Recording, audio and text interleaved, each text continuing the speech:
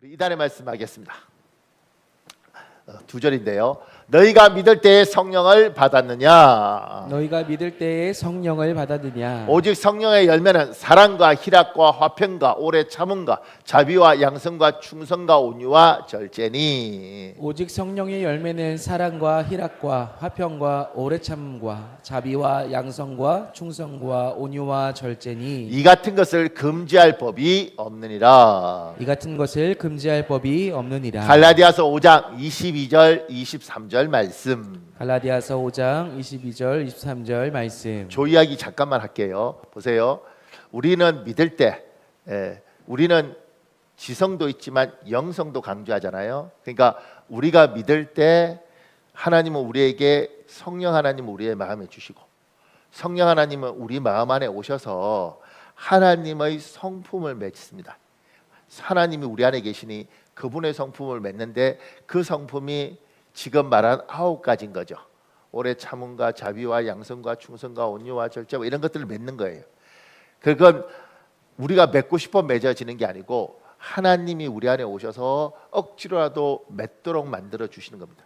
그러니까 예수를 믿고 20년, 30년 이렇게 하면 이 열매들이 생기는 게 하나님의 사람이라면 당연히 있는 게 정상이고 없으면 뭔가 문제가 있는 겁니다. 그리고 이건 금지할 법이 없다는 게 막을 수 없다는 겁니다. 그래서 내가 예수를 믿고 성령을 받았는데 오래 참음이 전혀 없다. 그럼 질문하셔야 됩니다. 내가 성령 받은 게 맞는데 왜 이럴까? 내가 성령을 받고 온유함이 없다면 질문하셔야 됩니다. 이게 뭐지? 이렇게.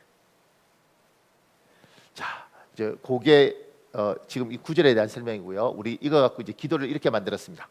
성부 하나님, 우리가 성자 예수 그리스도를 나의 주님, 나의 하나님으로 믿습니다. 성부 하나님, 우리가 성자 예수 그리스도를 나의 주님, 나의 하나님으로 믿습니다. 우리에게 성령을 주옵소서. 우리에게 성령을 주옵소서. 성령 하나님의 열매를 한량없이 풍성히 부어 주옵소서. 성령 하나님의 열매를 한량없이 풍성히 부어 주옵소서. 예수님의 이름으로 기도합니다. 예수님의 이름으로 기도합니다. 하나님이 우리 기도 들으신 줄 믿습니다. 아멘. 그러니까 저런 기도문도 자세히 보면 성부 하나님, 성자 예수 그리스도, 성자 하나님, 그리고 성령 하나님, 삼위 하나님을 이렇게 고루 넣고 기도를 하는 겁니다. 고맙습니다. 이렇게 표정들이 애썼다 뭐 이런 표정이라서 감사합니다. 자, 그러니까 기도를 할 때 삼일체 하나님, 그러니까 신앙은 기초가 튼튼해야 됩니다. 기초가 튼튼해야 되고 대단히 화려한 게 아니라 그 튼튼한 기초를 가지고 꾸준히 가면 하나님의 열매가 있습니다. 자, 보세요. 오늘은 맥주 감사주일인데 먼저 맥주 감사절에 대한 설명을 좀 할 필요가 있을 것 같습니다. 이스라엘은 20세 이상의 남자들이 반드시 참여해야 하는 세 가지 큰 절기, 즉 무교절, 맥주절, 수장절이 있습니다. 실제로 이 절기에 20세 이상의 남자들만이 아니라 가족 전체가 함께 참여하곤 했습니다. 맥주절은 하나님께 보리와 밀의 첫 수확을 드리며 하나님의 공급하심과 보호하심에 대한 신앙적 감사를 표현하는 날입니다. 이 절기를 칠칠절이라고 부르는데 이런 초실절 이후 7주를 세고 50일째 되는 날에 지키는 절기이기 때문입니다. 신약성경에서는 칠칠절을 오순절이라고 번역합니다. 오순절은 사도행전에서 예수님의 제자들에게 성령이 강림한 날로 기록되어 있습니다. 오순절을 성령 강림절이라고도 부릅니다. 저렇게 문자로 써놓으니까 이제 쭉 읽으면 이제 읽을 수는 있는데 정리하는 데는 좀 힘들잖아요. 그래서 제가 이렇게 정리를 한번 해봤습니다. 이스라엘에 3대 절기가 있어요. 무교절하고 유교절은 달라요. 근데 붙어 있습니다. 그래서 무교절이라는 게 있고요, 유월절이라는 게 있고요. 그다음 무교절이 있고요. 그다음에 맥추절이 있습니다. 맥추절은 오순절, 칠칠절 같은 이름입니다. 수장절은 초막절, 장막절과 같은 이름이에요. 그리고 히브리 달력은 히브리인들이 쓰는 달력이 있습니다. 그걸 이제 현대로 하면 대충 이쯤 아닐까 이렇게 생각하는 겁니다. 그래서 유월절은 3월 말부터 4월 중순, 맥추절은 5월 말에서 6월 중순, 수장절은 9월 말에서 10월 중순. 이렇게 요때 20살 이상 사람들은 반드시 하나 이렇게 나가는 거죠. 그러면서 이제 저 의미가 뭐냐면 무교절, 유월절은 이집트 탈출을 기념하는 날이고요. 맥추절은 첫 열매 보리를 보리를 먼저 거두는데 그 첫 열매에 대한 감사고요. 수장절은 마지막 열매에 대한 감사예요. 그러니까 첫 번째 수확한 것에 대해서 이 수확을 주신 하나님께 감사하고, 마지막 수확을 하면서 수확을 주신 하나님께 감사하고, 우리는 이제 이런 구조로 되어 있는 거죠. 고맙습니다. 표정들이 아주 학구적이라고 믿습니다. 자, 그 다음에 지금 이 맥추절을 맥추절, 칠칠절, 오순절 이렇게 다르게 부르는 이유는 같은 건데, 맥추절은 이제 보리에 관한 거잖아요. 보리맥. 그래서 보리 수확의 첫 열매를 하나님께 드리는 절기라서 맥추절이라고 부르는데, 왜 칠칠절이라고도 부르냐면 보리를 첫 수확해서 7주 돼서 50일째 되는 날 지켜서 칠칠절이다 이렇게도 부르는 거고요. 7일에서 49잖아요.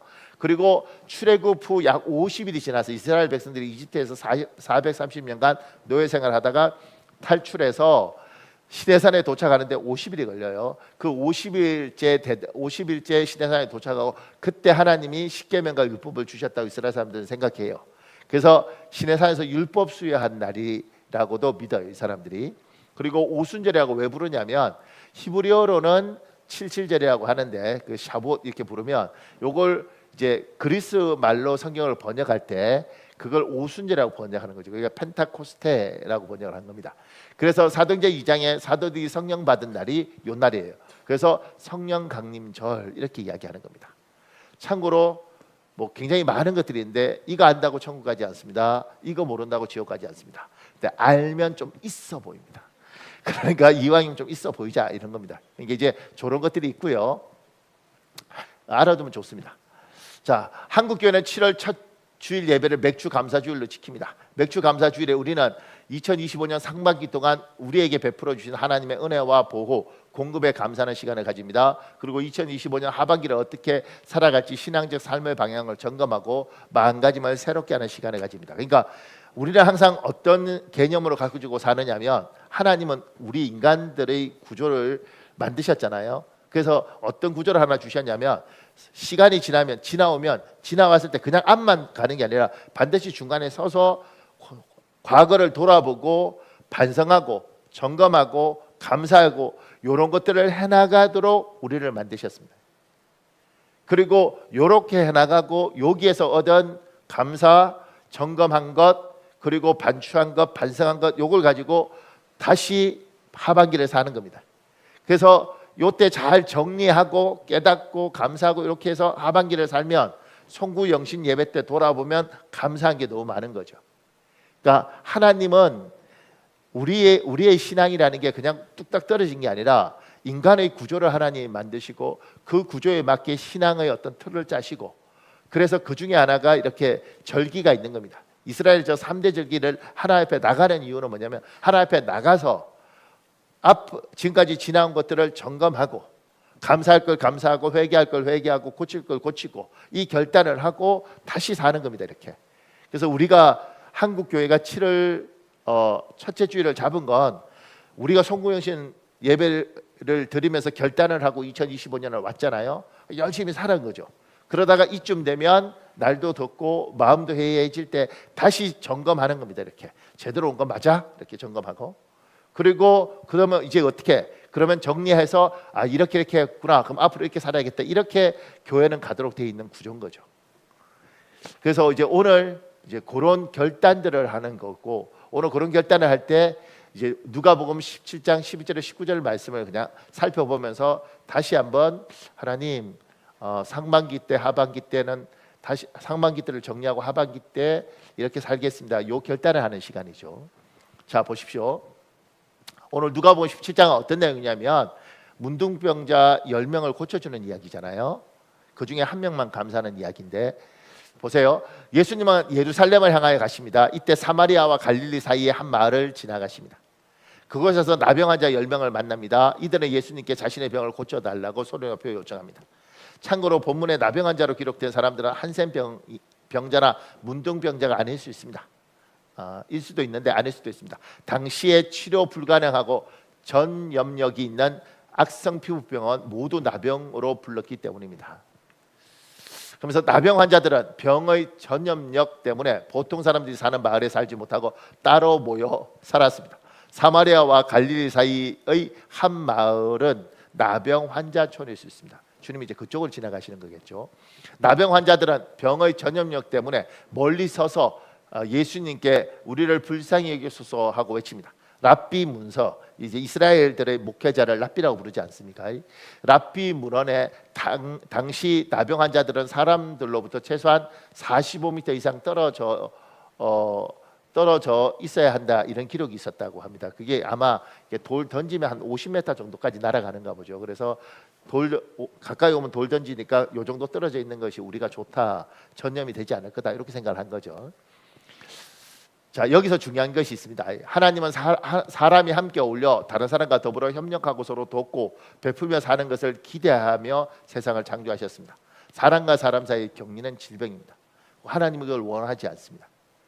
그러니까 주님이 저 10명들은 지금 굉장히 비참하게 사는 거지 않습니까? 사람들과 떨어져서 상처받은 사람들, 병자들끼리 서로를 비참하게 바라보면서 사는 저 동네, 저들끼리도 서로 이야기 안 할 수도 있죠. 누군 더 외롭고. 근데 이제 하나님은 사람들이 이렇게 격리돼 사는 것이 아니라 가족과 어울려 살고 섞여 살고 더불어 살기를 원하십니다. 그래서 고쳐주시는 거죠. 하나님은 이 땅을 만들 때 사람과 사람이 함께 섞여 사는 것들을 원하셨습니다. 그래서 혼자 있는 남자를, 여자를 만들어서 결혼시키고 자녀를 생산하고 가족이라는 걸 하나님이 만드신 거죠. 가정은 하나님이 만드신 거예요.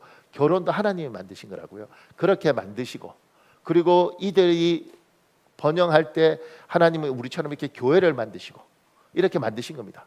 근데 우리가 이렇게 살아보니 사람과 사람이 같이 사는 게 굉장히 힘들잖아요. 그러니까 같이 교회 생활하는 게 굉장히 힘들어요. 성격도 다르고, 그다음에 잘 모르겠고, 표현 방법도 많이 다르고, 그런 사람들 있잖아요. 항상 말 거꾸로 하는 사람들도 있고 그러잖아요. 잘생겨서 못생겼어요 이렇게 말하고, 재밌으면 재미없어요 이렇게 말하는 사람도 있고, 뭐 그런 사람도 있잖아요.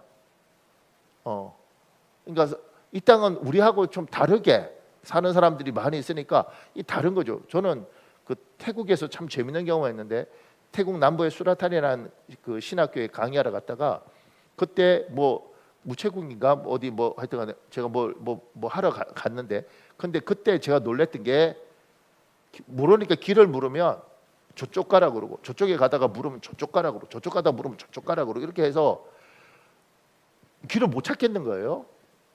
근데 왜 가르쳐 주는 게 다 다르지? 근데 또 제가 길치니까 뭐 나중에 너무너무 분노가 있어. 이 인간들이 왜 이러지? 이렇게 나중에 선교사님한테 물어봤죠. 태국 선교사한테. 아니 이 사람들 왜 그래요? 목사님, 이 지역 사람들은 내가 길을 물었을 때 저 모르겠습니다 이렇게 하면 물은 사람이 너무너무 부끄러워할 거라고 생각하는 거예요. 지가 부끄러운 게 아니고 물었는데 그래서 아무 데나 가르쳐 주는 거래. 안 부끄럽게. 뭐 세상에 뭐 이런 사고를 하는 사람이 있냐고. 뭐 세상이 진짜 희한하지 않아요? 근데 그 동네는 다 그렇게 생각한다네. 그 제가 놀랬던 게 뭐냐면, 물으면 모른다 그래야지. 안 부끄러워 나는. 근데 이거 부끄러울까 봐 저기로. 그래서 내가 얼마나 헤맨지 몰라요. 그러니까 이런 사람들끼리 모아놓고 사니 얼마나 피곤하겠냐고. 그럼 우리 교회는 뭐 그런 사람 없겠냐고. 사람이 같이 사는 거 참 힘든데 하나님은 같이 살아라. 결혼해서 사는 것도 힘들고 아기 낳고 사는 것도 힘든데 같이 살아라. 하나님은 그렇게 요구를 하는 거죠. 저렇게 병들어서 떨어져 있는 것 하나님 원치 않는 겁니다. 그러니까 같이 사는 건 불편하지만 불편함에도 불구하고 주는 유익이 있지 않습니까? 자식이 참 불편한데 돈도 많이 들어가고, 그런데 진짜 외로울 때 엄마 괜찮아? 그 말 한마디가 그 많은 투자 비해서 겨우 말 한마디인데 그 따뜻함이 이 많은 투자와 비교할 수 없는 거. 그런 거 겪어보셨습니까? 참고로 나는 아들 셋이라서 못 겪어봤어야지. 그냥 남들 보니까 그러더라고. 딸들은 그런 거 잘 하더군요. 그러니까 그 따뜻한 말 한마디가 주는 것. 교회도 똑같아요. 상처도 받고 서로 상처도 주고, 그럼에도 불구하고 집사님, 제가 집사님 위해서 기도하고 있습니다. 그 말 한마디에 우리가 고마워하고 위로받고, 하나님은 그런 것들이 있는 거죠. 그래서 사단은 가정을 깨고 교회를 깨는 겁니다. 힘들어도 어울려 살려고 노력하고, 힘들어도 같이 살려고 노력하고, 이게 하나님의 뜻인 거예요. 아멘. 병들면 혼자 있습니다. 병들면 격리합니다. 근데 같이 사는 게 쉽지 않고, 그래서 같이 살도록 노력하고, 그러면서 많이 배우는 거죠. 이렇게. 제가 우리 교회 청년들하고 이렇게 상담하거나 이렇게 할 때, 우리 교회 청년뿐만 아니라 뭐 다른 데에 있는 애들도 무슨 생각을 참 많이 하느냐면, 지금 청년 애들은 굉장히 똑똑하잖아요. 공부도 많이 했고 영어나 외국어도 잘하고 발음도 우리보다 옛날 저하고 다르다고요. 근데 쟤들이 결혼해서 잘 살까 이런 생각들을 많이 해요. 왜냐하면 나쁘지 않는데 사회성이나 이런 것들이 같이 살기가 참 쉽지 않겠다. 그리고 그래도 우리 교회 애들은 괜찮은데 바깥의 애들은 더 못 믿겠어.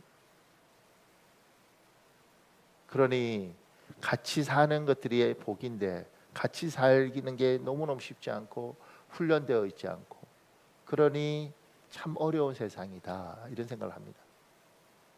근데 상반기 돌아보면서 어쨌든 하나님은 어떻게든 어울려서 협력해서 같이 살기를 원하시는데, 우리는 그렇게 살았는가? 힘이 들어도 하반기 때는 어떻게든 그래도 서로 같이 살려고 하는 것. 왜냐하면 그게 하나님의 뜻이고 그 속에 주시는 하나님의 은혜가 있는 거죠. 하나님이 여러분과 저에게 이렇게 사랑과 더불어 잘 살 수 있는 복을 한량없이 주시기를 예수님 이름으로 축복합니다. 자, 보세요. 하나님은 우리에게 기회를 주시고, 우리는 최선을 다해 하나님 주신 기회를 잡는 사람들입니다.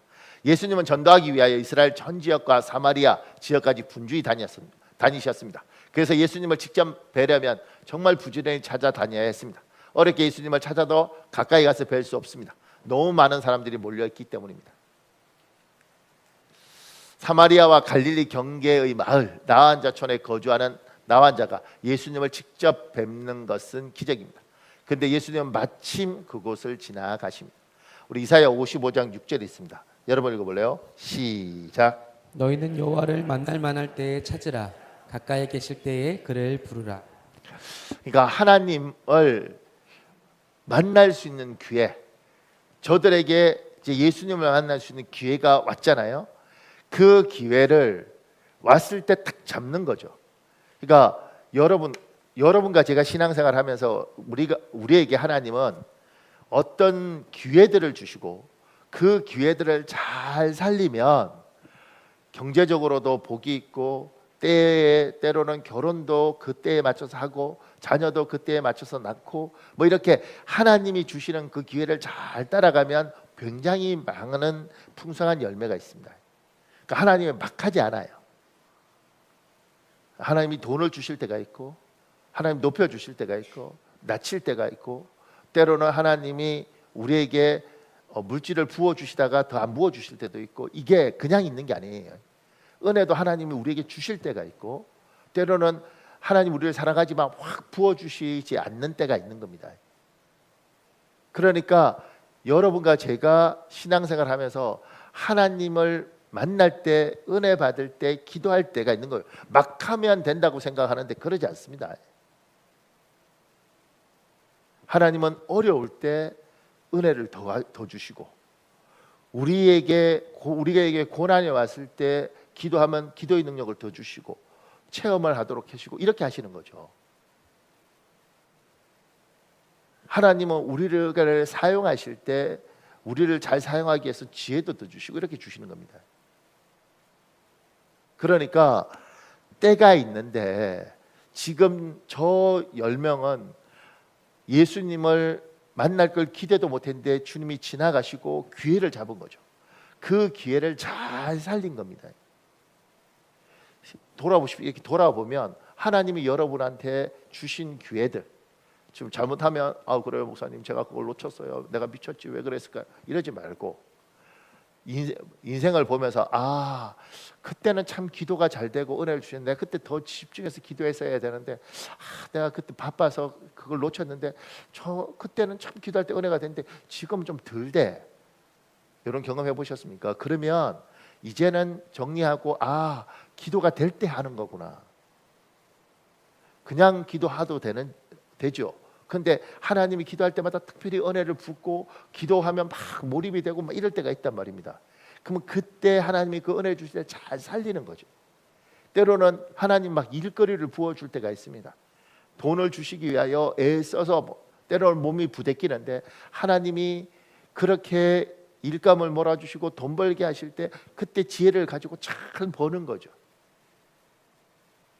목사님 저는 10년 내내 그냥 늘 잘 벌기 원합니다. 나도 그러고 싶어요. 근데 하나님이 주실 때가 있습니다. 그 주실 때 잘 따라가는 겁니다. 그래서 깨어 있으라 그러고 그 흐름을 보라 그러고. 그러니까 그런 것들을 그냥 우리는 뭐 그냥 떼고 뭐고 어디 있어요? 그냥 사는 거지. 그러지 않습니다. 지금 덥잖아요. 이렇게 더운 날은 공부하기 어렵잖아요. 집중하기 어렵지 않습니까? 그러니까 겨울이 되면 뭐 실내 운동장에서 운동할 수 있지만 겨울에 추울 때 몸이 잘 안 풀리니까 운동하기 어렵지 않습니까? 하나님은 계절을 주고 절기를 주고 시간을 주고 우리 인간에게도 때를 주셨습니다. 그 때를 잘 보고 하나님이 은혜 받을 만할 때 은혜 받고 기도해야 될 때 기도하고 하나님이 나에게 일을 열어줄 때 열심히 일을 하고 그렇게 하나님의 때를 잘 보고 가는 겁니다. 어느 순간에 하나님이 내가 널 사랑하는데 네가 먹고 살도록 하지만 지금은 이제 물질을 부을 때가 아니야. 그러면 먹고는 살지만 돈이 막 들어오고 이러진 않아요. 그러니까 이 흐름을 잘 보고 그리고 내가 이 흐름을 잘 따라가던 세월인가 인생인가.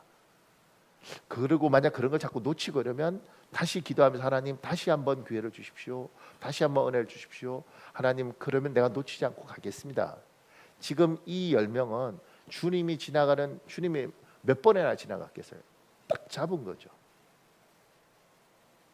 하나님이 우리를 쓰시는 때가 있습니다. 그때 쓰임 받는 겁니다. 그때 열심히 가는 겁니다. 제가 그런 이야기 자꾸 하잖아요. 제가 체력은 좀 떨어지고 근데 막 좀 조급한 마음이 드는 게 뭐냐면 하나님이 저를 쓰기가 너무 좋은 때인 거예요. 참 목회자는 그러더라고요. 목회자들은 이렇게 50 한 중반이 넘어가면서 연륜도 쌓이고 지식도 축적되고 경험도 되고 나이도 어리지 않고 많지도 않고 체력도 너무 떨어지지 않고 체력되고 이때 하나님이 쓰기에 어디 갖다 놔도 쓰기에 좋아서 이쪽에 갔다가 쓰기도 하고 이쪽에 갔다가 쓰기도 하고 이렇게 쓰는 거예요. 그러니까 안타까운 건 뭐냐면 하나님이 날 이렇게 쓰기 좋을 때 잘 분배해서 몸이 상하지 않고 잘 분배해서 잘 쓰임 받고 싶은 거죠. 그러면서 이렇게 계속 써주시면 좋을 텐데 하나님이 얼마까지 날 쓰실까? 그러니까 시간이 아깝고 내가 잘 쓰임 받아야 될 때 이렇게 되는 거죠. 제가 우리 선배들 보니까요.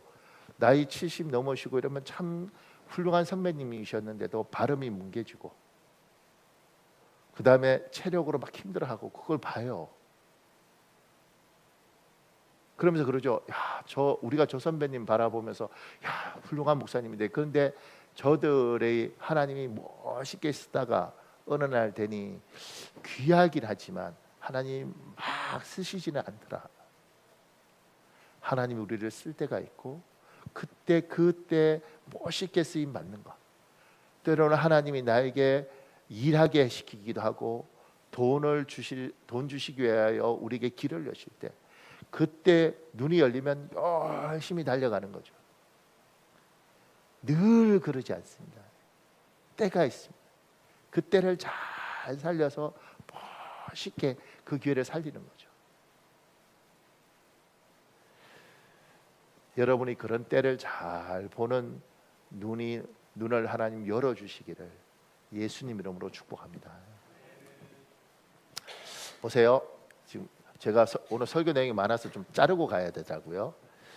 그러니까 조금 전에 사람들이 주 예수여 이러면서 이렇게 하잖아요. 나병 환자 10명이 예수를 만나 멀리 서서 소리 높여 이르되 예수 선생님이여 우리를 불쌍히 여기소서.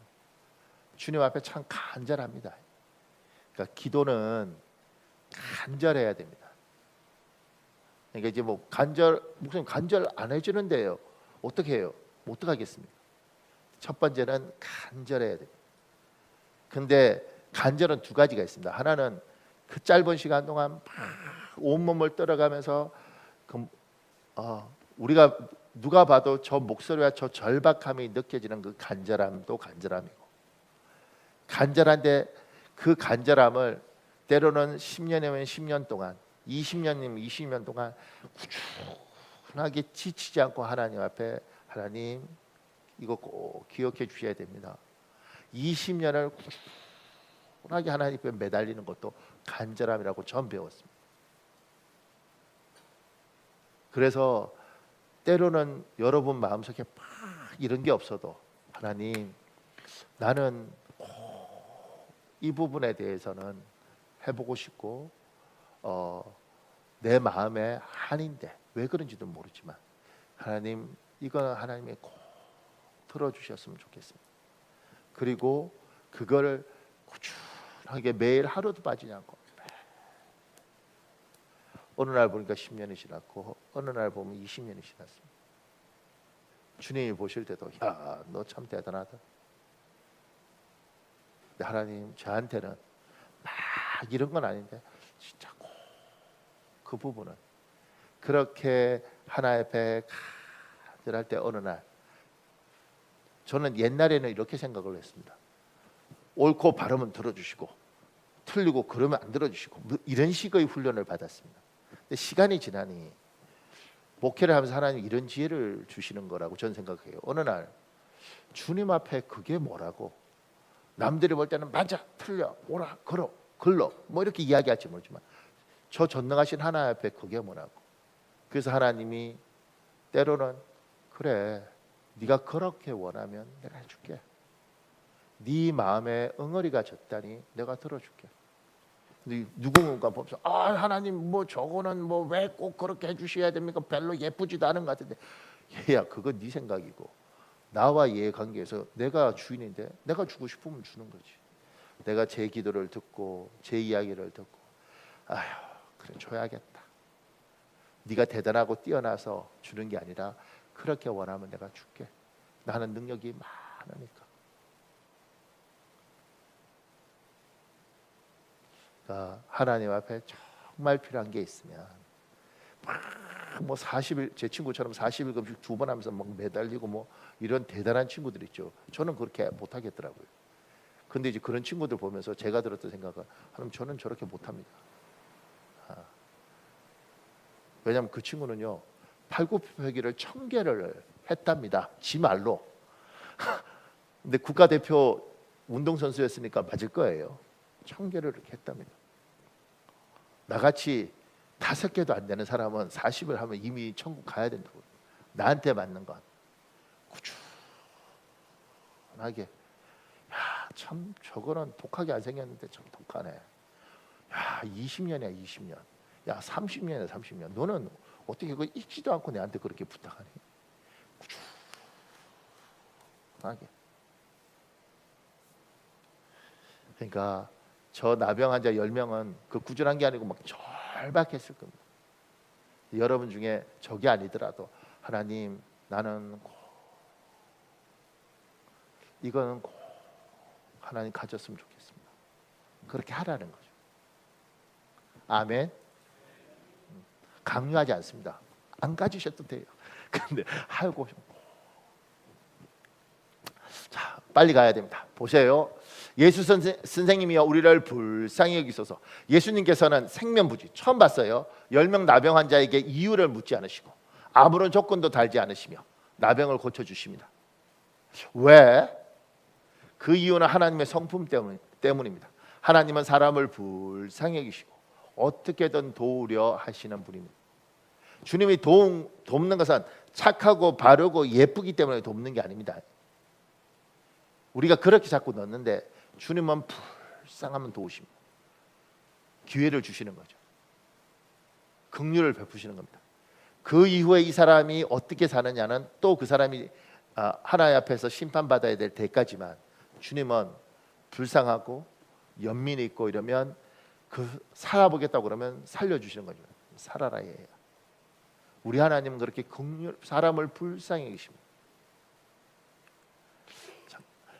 제가 밑에 이렇게 적었습니다. 놀라운 경험은 성령 충만하고 은혜 충만하면 사람을 불쌍히 여기고 어떻게든 사람을 돕고 싶은 마음이 커집니다. 반대로 성령 충만이 떨어지고 은혜가 떨어지면 사람을 불쌍히 여기고 어떻게든 사람을 돕고 싶은 마음이 작아지는 경험을 합니다.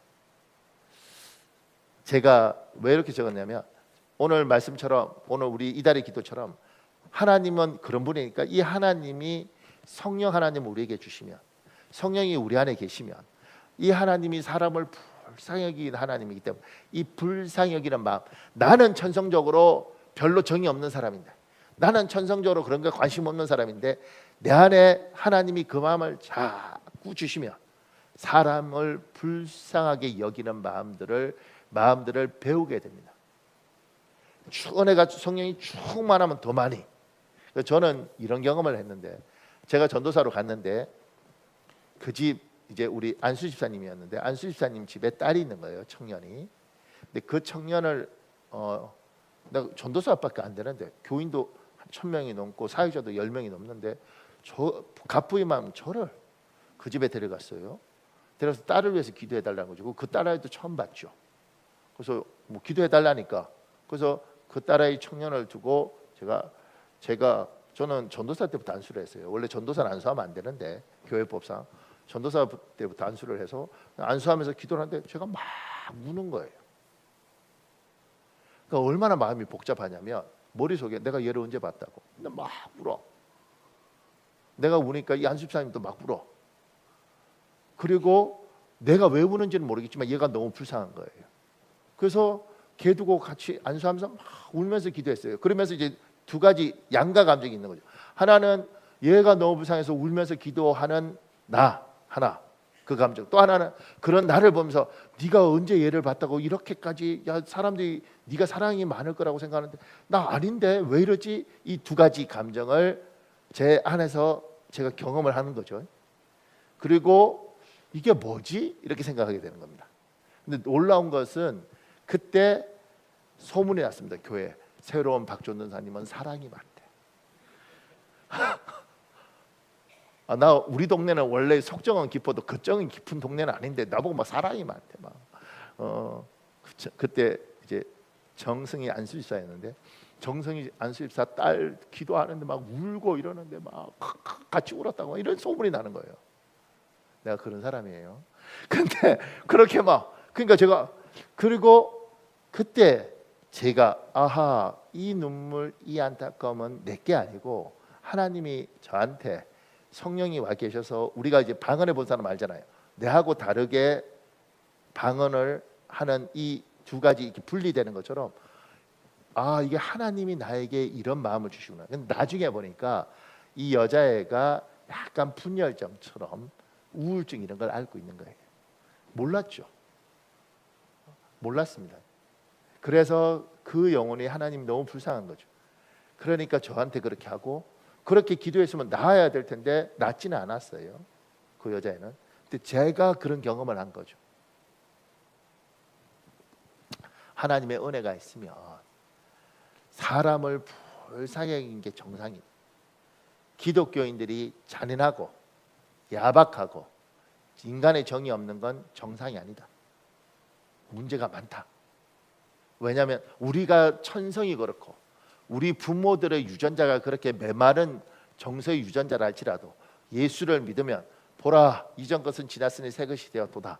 새 것이 된 우리에게 성령께서 그걸 자꾸 주시고 그래서 나는 저 사람이 인간적으로 미운데 하나님이 내 안에서 미워하지 말라고 자꾸 그러시니 미워하지 못하는 게 우린 거예요. 요 말이 이해가시면 아멘.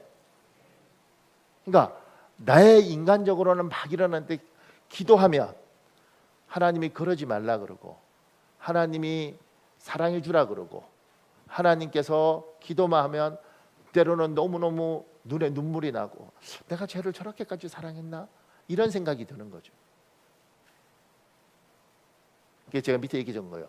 참고로 사람을 불쌍히 여기고 어떻게든 도와주기 위한 첫걸음은 그 사람을 위하여 하나님께 기도하는 것입니다.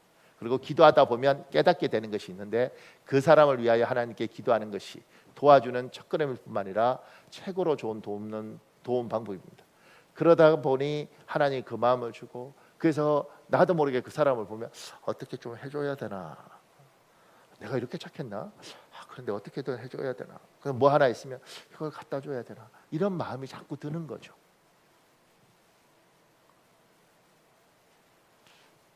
그러니까 이번에 이렇게 이번 상반기 쭉 돌아오면서 여러분 어떠세요? 제 같은 경우는 이런 경험이 하나 있는데 지난주에 우리 라오스 선교사님 왔잖아요. 그 라오스 선교사님을 철야 예배에 세울 때 이제 저는 목사니까 목회 계획을 쭉 세워보고 선교사들이 자꾸 쓰고 담임 목사가 철야 예배를 잘 안 쓰는 것들이 이게 목회적으로는 좋지 않아요. 그래서 이제 한 달에 뭐 한 번 정도 세워도 1년이면 12번인데 그것도 많단 말이에요. 그래서 그냥 이렇게 오시면 뭐 이렇게 밥 사드리고 용돈 드리고 그냥 보내고 뭐 이러는데 이 선교사님은 라오스에서 제가 만났으니까 라오스에서 일부러 이제 30만 원을 이렇게 사모님한테 드리고 두 사람 맛있는 거 먹으라고 그리고 헤어졌단 말이에요. 안 부르기 위해서. 근데 이번에 이제 건강검진 때문에 한국 왔는데 계속해서 불러야 된다는 마음이 오는 거죠. 이렇게 기도하면 이게 성령의 감동이 맞나? 내 생각인가? 내 생각은 분명히 아닐 것 같고 이런 감동 맞는 건데 근데 목회적으로 보면 내가 지금 한 달 동안 성도들한테 설교를 거의 못했는데 철야 예배를 인도를 못했는데 그거 아니지 않나? 내가 해야 되지 않나? 뭐 이런 복잡한 마음으로 계속 했는데 마음이 막 눌리는 거예요. 이건 꼭 해야 될 것 같아. 근데 뭐지? 왜 이런 마음이 자꾸 들지? 그래서 갈등하다가 이때 이제 사모님이 중요한 거죠. 제가 우리 사모님하고 이야기하니까 목사님 하나님이 감동을 주신 게 맞으면 해야죠. 그래서 나도 하나님 감동이 맞는 것 같아. 내가 지금 아무리 봐도 몇 달째 이건 맞는 감정 같아.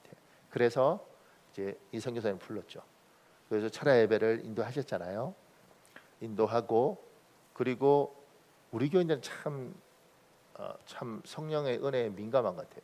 그 이분은 이제 가고 난 이후에 이제 이분 성교비로 막 사람들이 이제 우리한테 이렇게 뭐 전달해 달라고 이렇게 보내더라고. 근데 좀 생각보다 너무 많이 들어오는 거죠. 이렇게. 그러니까 그러면서 이제 뭐지? 왜 이렇게 많이 들어오지?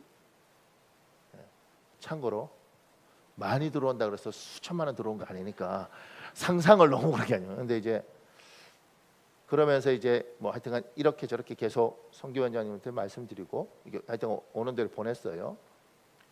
그리고 이제 월요일 날인가 우리가 이제 무슨 뭐가 있어서 이제 이게 돈을 또 보냈는데 보내고 난 이후에 이제 이분하고 통화를 하는데 이제 약간 라오스에서 투박하거든요. 이 선교사님이.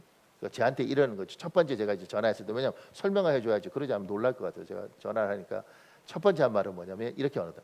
목사님 저한테 왜 그러세요? 이렇게. 어투로 보면 기분 나쁜 것 같지만 이 기분 나쁜 게 아니고 그 사람이 하는 스타일에서 하는 거죠. 목사님 저한테 왜 그러세요? 내가 왜? 이렇게. 왜 저한테 이렇게 잘해주세요? 내가 아니 목사님 내가 하는 게 아니고 우리 성도들이 하는데 하나님이 목사님을 위로하는 것 같다. 이제 이런 분들은 막 이렇게 말이 많지 않아요. 그러니까 이제 이따가 제가 뭐 좀 들은 게 있거든요. 그 친구 지금 여러 가지 마음에 그러더라고요. 고맙습니다. 위로가 됩니다. 끝이야. 그런데 제가 그거 끊고 내가 순종하기를 참 잘했구나. 우리 교인들 복 받겠다. 자기들도 어려운데 그러면서 이제 이 분의 여러 가지 상황상 하나님이 우리를 통해서 막 위로하는 거죠. 그러니까 누군가를 위해서 기도하고 기도하다 보면 하나님이 주는 마음이 있고 그 주는 게 하나님의 마음인지 내 생각인지 잘 분별하고 하나님의 마음이면 순종해 보면 그걸 통해서 하나님이 하실 일들을 하시고 그것을 통해서 주님이 영광 받으시고 그 사람 살고 나는 하나님이 쟤는 복 줘야겠다 이렇게 해서 복 주시고 이렇게 하나님 움직이더라고요. 그러니까 지금 이런 패턴들이 한국 교회가 끊겨버린 거예요. 하나님이 감동을 주는 것도 잘 모르고 감동을 받아도 잘 움직이지도 않고 그러니 역사들이 안 일어나는 거죠. 그래서 선교사들 만나면 재밌는 이야기합니다. 그 엘리야 시대 때 까마귀들이 와서 그 때마다 엘리야를 먹이잖아요. 그래서 선교사들이나 목사들이 진짜 어렵고 가난한 목사들한테 누군가가 이렇게 목사님 식사하세요 이렇게 돈 주고 이러면 그걸 까마귀라고 표현해요. 까마귀. 근데 이제 선교사들 요새 만나면 뭐냐면 목사님 까마귀들이 다 죽었는가 봐요. 까마귀들이 다 죽은. 그러니까 왜냐하면 근데 저는 이제 이렇게 되더라고요. 우리 하나님이 사람을 복 줄 때, 오케이 복 받아 이렇게 주시는가? 때로는 헌신을 요구하시고 수고를 요구하시고 그리고 그 헌신과 수고 위에 주님이 그래 참 네가 복 받을 그릇이다. 그리고 복을 주시는가? 아니 안 해도 주시고 싶으면 주시죠. 근데 우리 하나님은 헌신과 수고를 요구하시고 그 헌신과 수고 위에 복을 주더라는 거죠.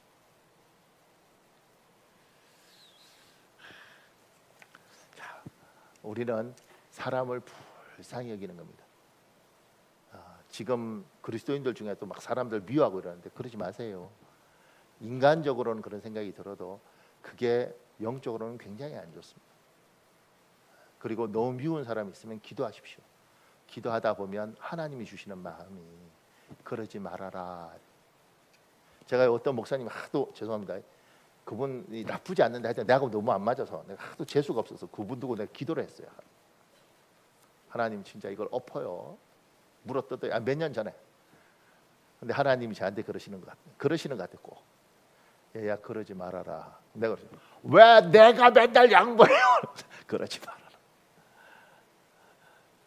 그러니까 이제 하나님 저보고 그냥 네가 받아주고 네가 참아주고 네가 품어줘라. 그래서 참아줬어요. 그런데 저는 참 재밌는 게 그렇게 하나님 말씀하시면 그리고 만날 때마다 열받으니까 안 만나. 잘 피해 다녀. 자 보세요. 제사장 이 10명이 고쳐달라 그러니까 주님이 제사장한테 가라 그러잖아요. 예수님은 나병 환자들에게 가서 제사장들에게 너희 몸을 보이라고 말씀합니다. 당신 나병에 걸린 유대인들은 자신이 살던 마을에서 격리되어 쫓겨나야 했습니다. 만약 나병이 치유되었다면 제사장에게 가서 치유 사실을 공식적으로 확인받고 정결 예식을 행한 후에 유대인 공동체로 복귀할 수 있었습니다. 그래서 예수님께서 나병 환자들에게 제사장에게 가서 치유받았음을 확인받으라고 말씀하신 것입니다. 나병 환자 10명은 제사장에 가는 도중에 모두 깨끗함을 받았습니다. 나병에서 완치됩니다. 여기 좀 이상해요. 왜냐하면 예수님이 나병 환자 10명을 예수님 눈앞에서 치유하지 않았습니다. 예수님은 나병 환자 10명에게 어떻게 해야 할 것인지를 말씀합니다. 이들이 예수님 말씀을 듣고 순종해서 행동하는 가운데 치유가 일어납니다. 그러니까 주님은 그냥 그 자리에서 고쳐준 경우도 많은데 이 사람들한테 그 방법을 쓰지 않으시고 왜 이 방법을 안 쓰는지는 주님의 마음이니까 저도 잘 모르겠어요.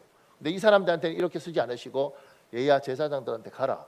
근데 그 말 누군가는 안 들을 수 있잖아요. 무슨 소리야 왜 가? 이럴 수도 있는데 이 10명은 그 말을 듣고 가는 도중에 나왔어요. 성경에 이런 구절이 또 하나 더 있는데요. 구약성경 열왕기하 5장에 아람 왕국의 군대 장관 나만 이야기가 나옵니다. 그도 나병 환자입니다. 나병을 고치기 위하여 엘리사 선지자를 찾아갔을 때 엘리사도 예수님처럼 나만에게 어떻게 하라고 말씀합니다. 우리 열왕기하 5장 10절 14절인데 여러분 읽어볼래요? 시작. 엘리사가 사자를 그에게 보내 이르되 너는 가서 요단강에 몸을 7번 씻으라. 내 살이 회복되어 깨끗하리라 하는지라.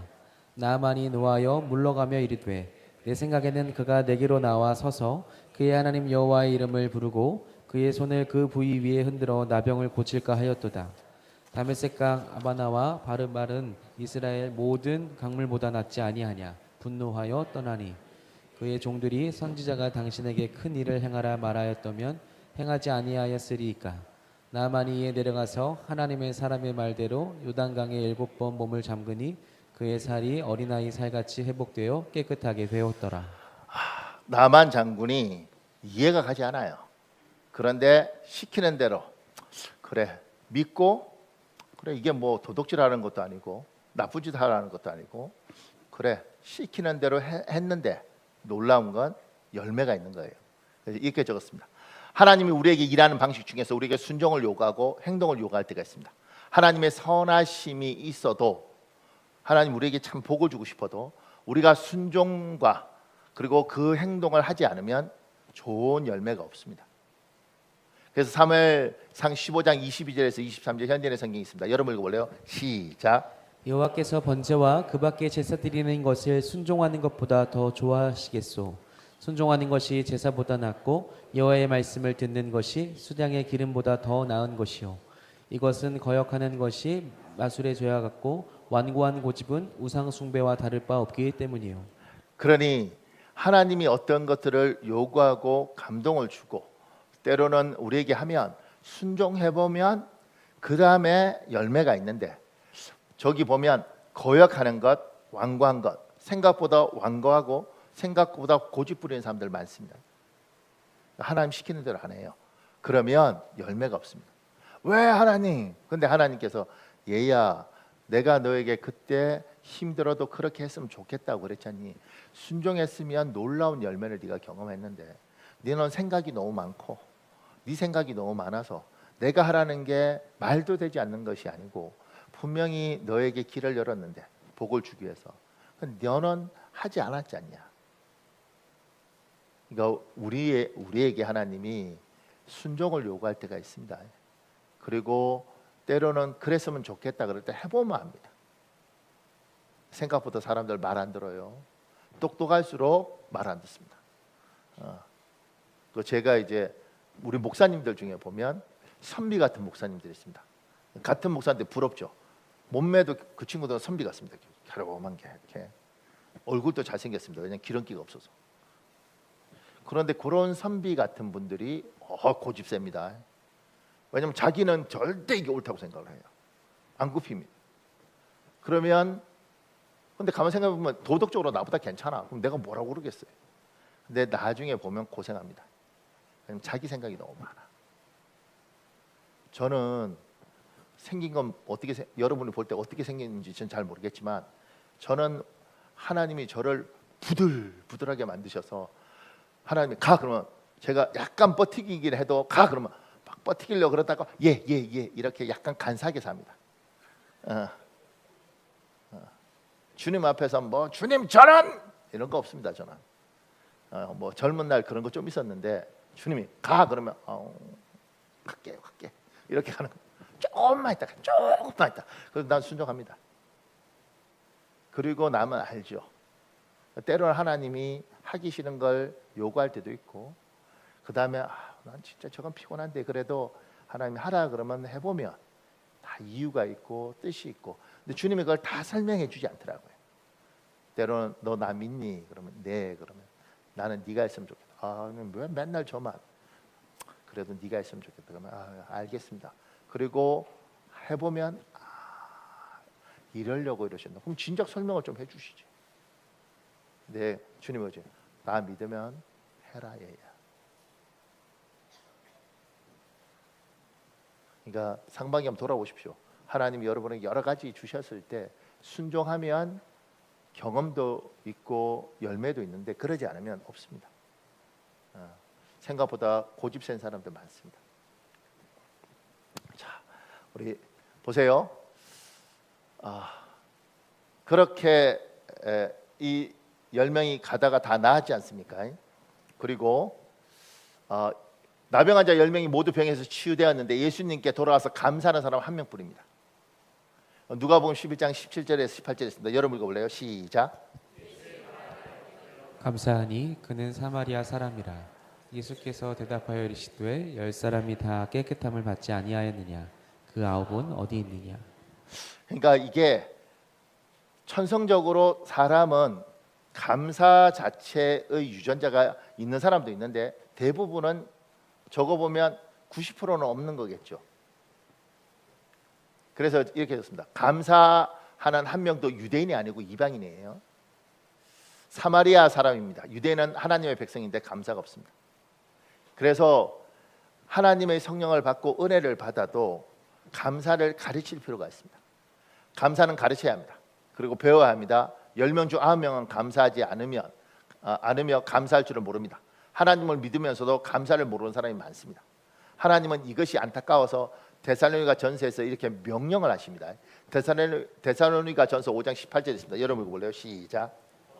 감사하라. 이것이 그리스도 예수 안에서 너희를 향하신 하나님의 뜻이니라. 놀랍지 않습니까? 하나님 그렇게 고쳐줬는데 감사가 없습니다. 제가 이 설교 준비하다 가만 생각해 보니까 우리 교회에 몇 년 전인지 모르겠어요. 한 10년 전인지 그 부부가 왔었는데 그 부부는 아기를 못 갖는 부부였습니다. 그래서 교회에 온 이유가 아기를 갖게 해달라고 왔습니다. 그래서 한 달인가 두 달인가 뭐 이렇게 교회 열심히 다녔습니다. 그리고 감사헌금 올라왔더라고요. 하나님 아기 갖게 해주셔서 감사합니다. 그 다음 주부터 안 와요. 내가 좀 이상해서 신방을 갔는데 둘이가 쭉 이야기하더라고요. 그것도 쭉 이야기하다니만 목사님 저희가 아기를 가지기 위해서 교회를 갔고 아기를 갖게 해주셔서 감사합니다라고 헌금했고 아기를 가졌는데 왜 다녀야 돼요? 이러더라고요. 논리가 정확해. 안녕히 계십시오. 이래서 그러니까 이 믿음이 생기기 전에 응답이 받아서 믿음이 좋아져야 되는데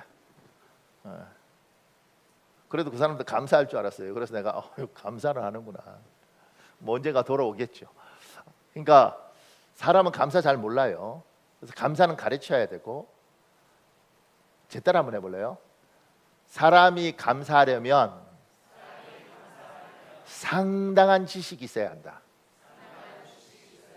여기 동의하십니까? 제가 이번에 일본에 부흥회 갔다가 재밌는 일이 있었는데 제가 사진 한 장 찍어 왔습니다. 일본 우리 김영진 목사님하고 장 보러 갔다가 일본 일본 그 가게에 조개 붙어 있더라고요. 한국 바나나 우유. 근데 저게 590엔이에요. 그래서 내가 몇 개야? 그러니까 한 개라 한 개. 별로 안 놀라는 걸 보니까 엔화가 어떤 가치인지 잘 모르시는가 보군요. 그러니까 보통은 1엔이 한국 돈 10원인 거죠. 그러니까 1000엔이면 만 원이죠. 그러니까 저게 590엔이니까 5,900원인 거예요. 바나나 우유 하나가.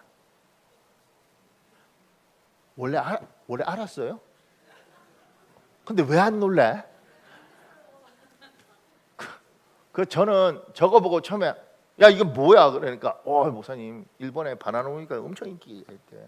5,900원인데도 사 먹는데 야 저거 어떻게 5,900원 먹고 사 먹냐 그러니까 사 먹는데 240리터밖에 안 밀리리터밖에 안 되는데.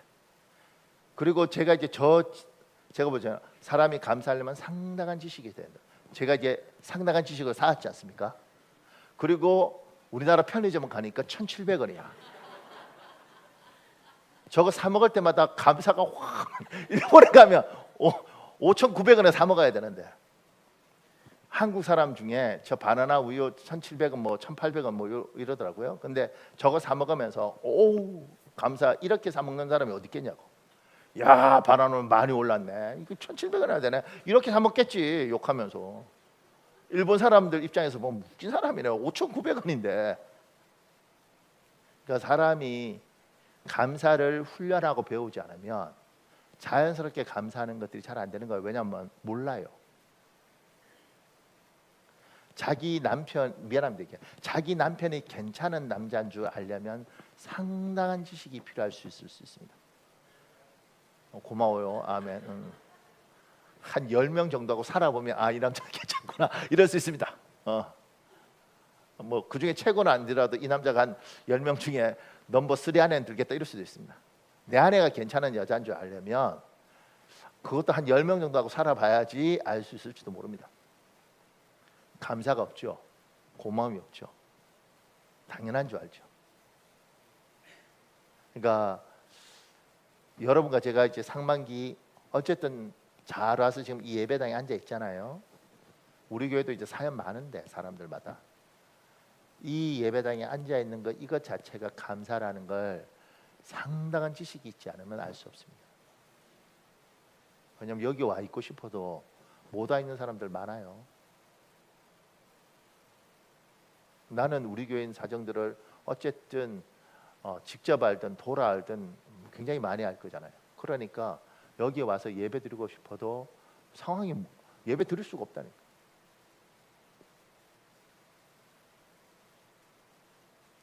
그러니까 감사는 상당한 지식이 있어야 되고 저 10명 중에 9명은 감사할 줄 모르는 거죠. 자기가 얼마나 많은 걸 가진지 몰라. 사랑하는 여러분, 우리 시간 많이 갔는데 우리 찬양하고 그냥 기도했으면 좋겠습니다. 오늘 찬송하고 기도하면서 하나님 말씀을 들으면서 이런저런 생각이 드는데 제가 상반기를 돌아보고 하반기를 다시 한번 결단합니다.